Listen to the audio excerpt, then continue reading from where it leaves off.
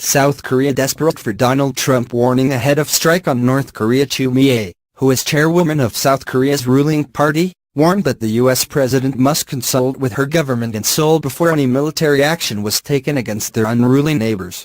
Speaking in Washington, D.C., Ms. Chu said that a peaceful resolution must continue to be sought. She said, "President Trump often emphasizes that he put all options on the table. We want to make sure that this option of another war is not placed on the table. There are fears that if the U.S. was to use its military force on North Korea, the corrupt regime may retaliate with an attack on the South." Reinforcing her point, Ms. Chu added, "Under no circumstances should the U.S. go ahead and use a military option without the consent of South Korea." Mr. Trump visited South Korea earlier this month as part of a 2-week-long tour of Asia.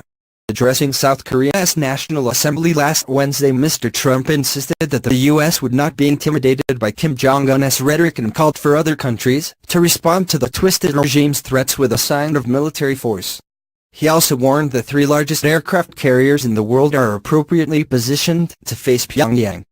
Prior to his intervention in South Korea, Mr. Trump had previously suggested he was ready to use the U.S. military to attack the rogue country. At the start of last month, he said his Secretary of State's efforts to negotiate with North Korea were a waste of time. On Twitter, he said, "I told Rex Tillerson, our wonderful Secretary of State, that he is wasting his time trying to negotiate with Little Rocket Man. Save your energy, Rex. We'll do what has to be done." Being nice to